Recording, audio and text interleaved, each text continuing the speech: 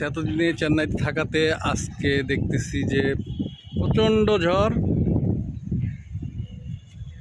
সব কবুতর উঠতেছে। এখানে কবুতর প্রচুর।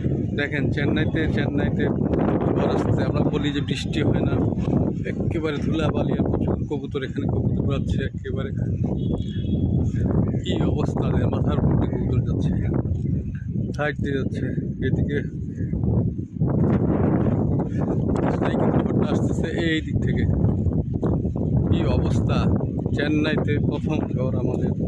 অবশ্য কালকে চলে যাব।